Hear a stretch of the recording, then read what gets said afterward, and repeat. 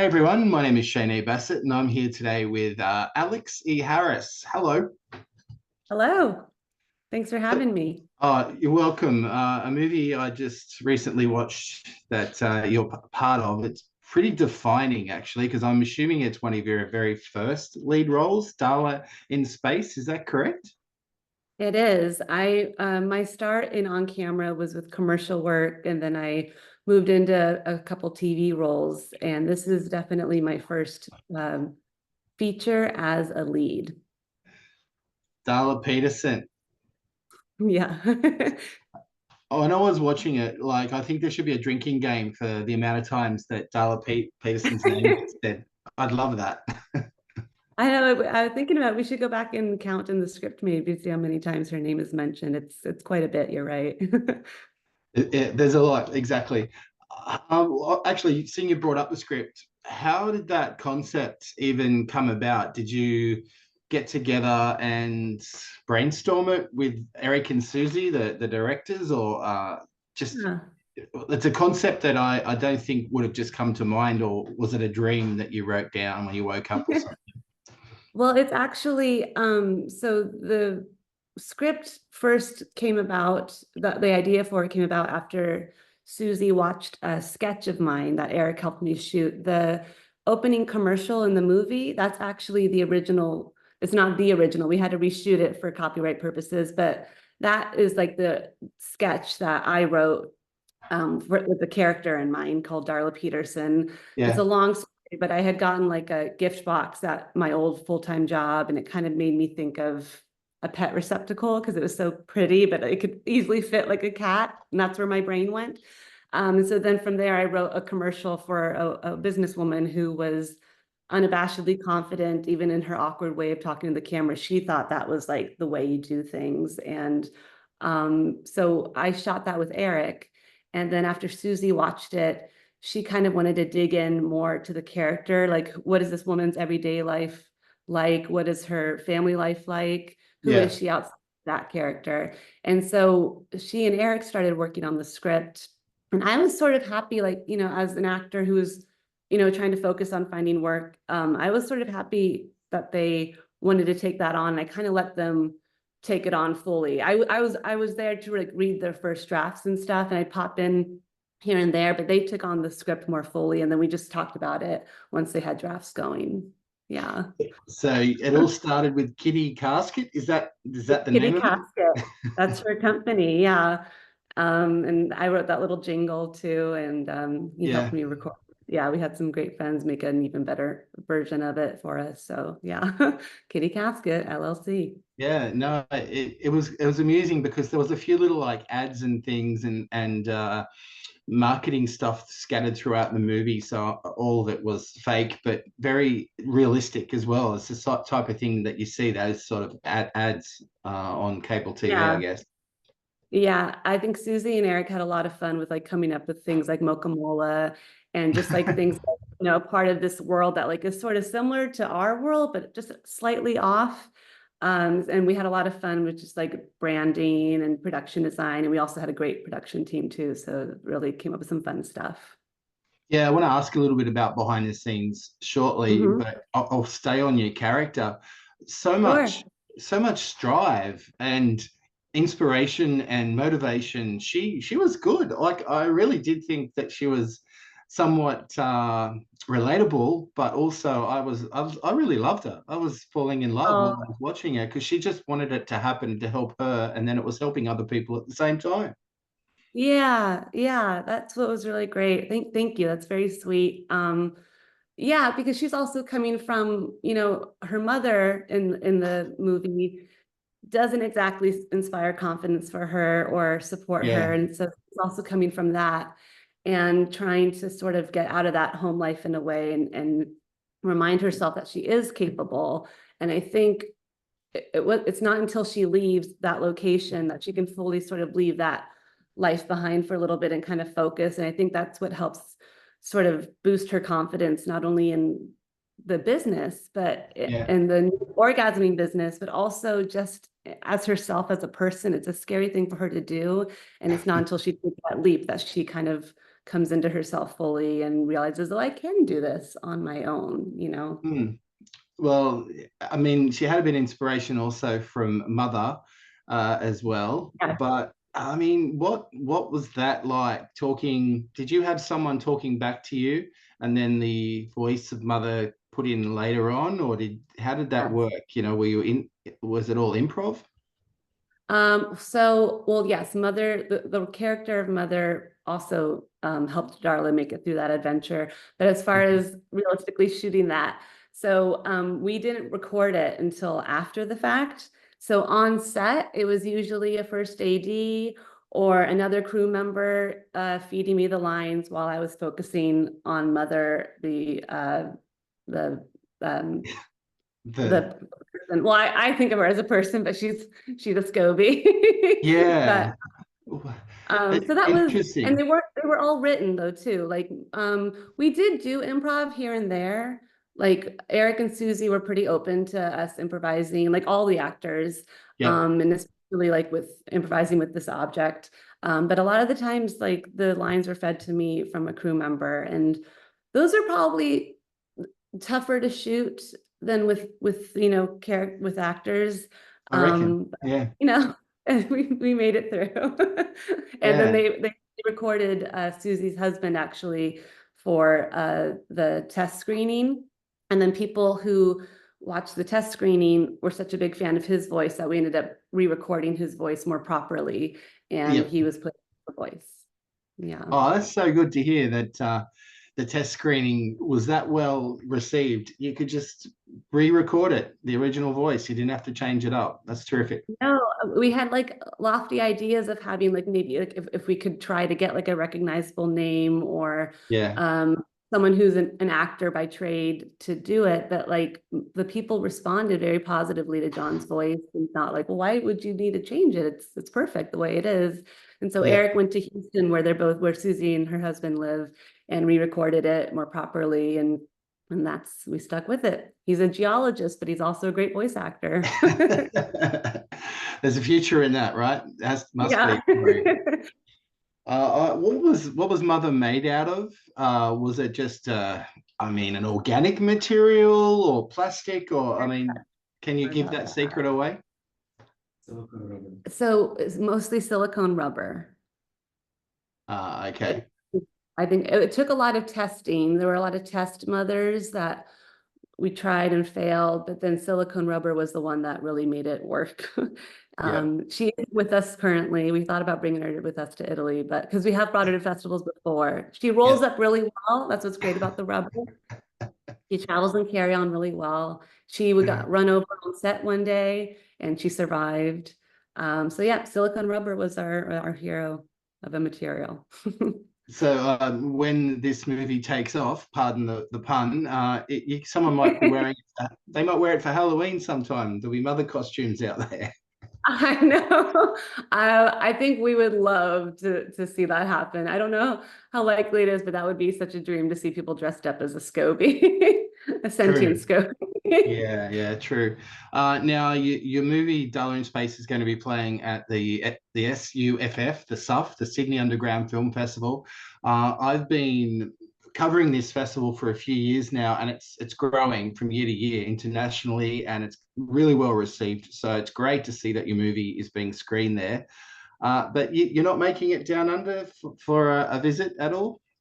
No, unfortunately not. The timing is a little tough for us to make it down there. Fair We enough. would love to go because we also like not only does the whole program look incredible, the festival team is amazing, and we actually another movie from a director, Quentin Dupieux, is in the film festival, Yep. and his one of his movies, Deerskin, was a huge touchstone for us while creating Darla. That was a big reference. We had several movie references, but Deerskin and his work was a particular reference, just with like the grounded weirdness that he has in his movies that he just do wholeheartedly. So we are bummed that we can't make it, and we just are going to be there in spirit as much as we can and just enjoy Yeah. it from here. Maybe one day we'll make it, but not this time around. Like I said, Alex, it's getting bigger, and I think more people are talking about this festival. So I'm sure one of your future projects, you'll make it down under and be here in person to talk to That the would be crowd. fantastic. Yes, we would love to. Absolutely. Independent film's pretty important, right? But how do you find releasing a movie like this? Is it outside of the festival circuit? Because there's a different kind of audience when it comes to festivals. But is it a struggle to get movies made with funding and interest, or do you find it okay? People are interested in doing different things. Yeah, I think, I mean, we could have a whole other conversation just about like the Sure. US movie Yeah. industry and how difficult it is to get not only original ideas off the ground, but especially original ideas from newcomers and unknowns, which essentially Susie, Eric, and I are. I mean, we have our own work that we've done, but like this is our first showcase of such caliber that we've had.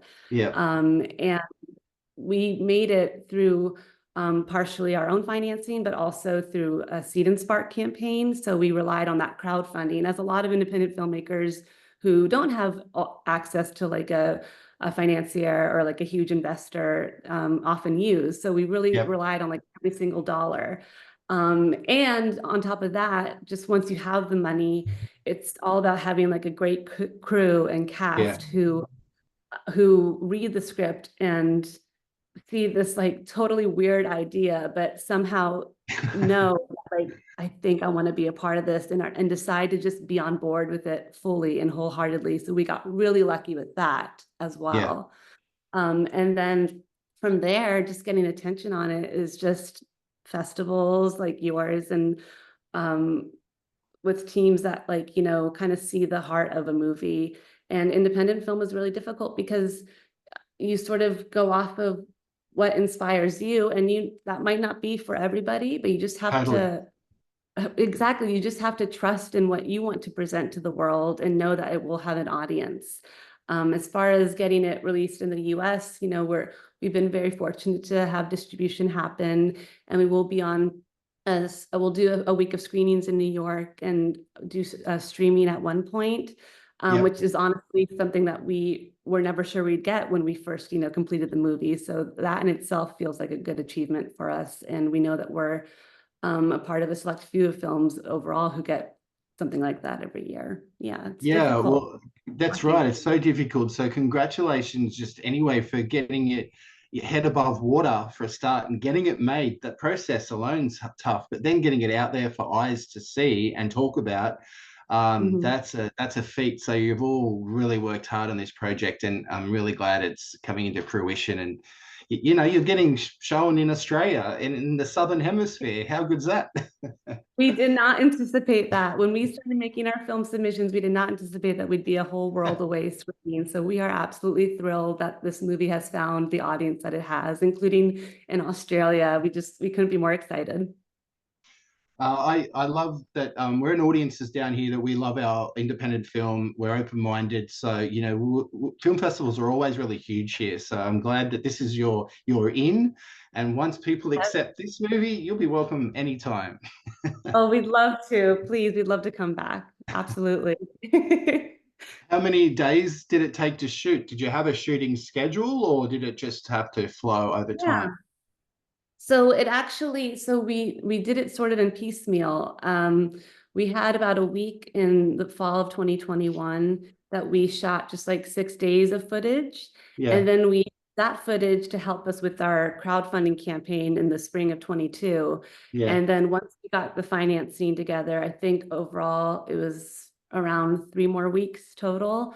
So I guess about a month overall, just like, happening Mm, over time, mm. and then edited it and assembled it. And we started submitting to festivals in the fall of 22. The classics, got to make that Sundance deadline as everybody wants to. Yeah, So of yeah, course, of course. yeah, But having someone like Thomas J. Ryan in the cast, and Constance, I'll talk about yeah. Thomas first though, but having them in your cast, I mean, wouldn't that help? Would that get word out a little bit more? I mean, I know that you would have your own fan base, but I mean, Thomas in particular, I've loved the Hal Hartley movies since I was a kid. And Yeah. seeing him in your movie, it was just outstanding for me and Yeah. brought back memories. I think definitely like our film festival journey has definitely been boosted by having people like Constance and Thomas J. Ryan in the movie. Yeah.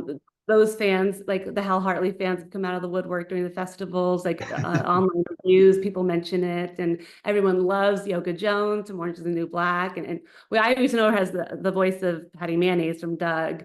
So that definitely helps. Like we had Jen Lyon doing the soap opera character, Brittany St. Clair. So that was also really helpful. Definitely, Yep. I think as everyone knows, like it's helpful to have names, but also really, really great actors who Mm. are just fully committed to your weird little project. And we got lucky with all of them, truly. Yeah, no. Yeah. Hal Hartley is just one of the, when I was a kid watching those movies, and they were released in little independent cinemas in Sydney. So I got to Yeah. see them on the big screen, you know, when I Oh, that's was so quite cool. young. Yeah. And seeing Henry Fool in your movie was quite interesting. I loved it. I'm sure. I'm Yeah. sure. I love that too, because we talk about often how wonderful it is to just be able to watch independent films on the big screen, especially in 2024, where you feel like it doesn't happen very much anymore. No. It's just, I think movies like that deserve to be seen on the big screen just as much as any big studio film does. You have to see those actors like Thomas J. Ryan Yeah. doing their thing in such a great scale. It makes a difference. Yeah. And Yeah. Constance played your mum. Did you have a Yeah. connection before the movie, or how did you come about casting her? Yeah, so she actually is the aunt of a good friend of Eric's he went to Syracuse, and so a classmate of his. Yep. She was in a movie that Eric DP'd that his classmate directed, Yep. and so Eric was able to get the script to her, and she read the script. We every time we talk about her involvement, one of the first things she said was like, "I don't really know what's going on, but I connect with this character, and I love the script," and so that's all she needed to connect, I guess. And Yep. I mean, the fact that she even said yes, just with that was something that we felt really lucky that she was willing to be a part of. And so that's Yep. basically what happened. She was one of the first actors that we got to sign on. And she was wonderful to work with. I mean, both of Oh, them were just, I learned from all the actors that I worked with in scenes, but mm, like the older actors like Thomas J. Ryan and Constance and yeah. Jen, like the people who've been in the industry for a long time, I learned just how to handle myself on set, but also just how to handle yourself in a scene. And honestly, I think they made me better. So I'm really grateful to them for all of that. Well, I'm with Constance. I mean, she was in the movie, but me, as a viewer and a movie analyst, and I see so many different films, I was trying to work it out myself. I think it took about 40 minutes for me to figure out what was going on, but Yeah, it got my attention. It certainly does that. that was the goal. Yeah. Yeah, well, you're part of that, Alex. You grab the attention from the start from that ad, so it continues, and your character development gets more intriguing. So that draws the audience in, as far as what I could tell. Anyway, I enjoyed it. That's very kind. Thanks. And before we go, just a little bit about your background. Stand-up comedy. Were you always, or is it when you were So, young? Were you always going to be a performer, or was there yeah. other careers? No, I knew since I was a kid that I wanted to be an actor. I went to undergrad and majored in it, but I didn't go to grad school. What I did was I moved to New York from San Francisco, where I went to undergrad, and I got involved in the Upright Citizens Brigade, and I took comedy classes and improv classes. So Yeah. I usually say that my background is in improv. I never did stand up. I'm a little too nervous to do that. And I have the utmost respect for everybody who does. It's a really scary thing to do. But definitely improv and working with people on stage and comedy was definitely my background. And writing sketches like short form, like Darla and other comedic like commercials. I always loved like writing commercial sketches and just sort of like being in that world. Um, Yeah. and yeah, just being like that weird person, slightly off, you know. No, Yeah. that's one of you. that's one of your traits, obviously being a bit offbeat or weird, as you say, but that works for Darla. Yeah. And I mean, you even sang at the end of the movie. Is that something that you do on a regular basis? Would you like to do a musical sometime?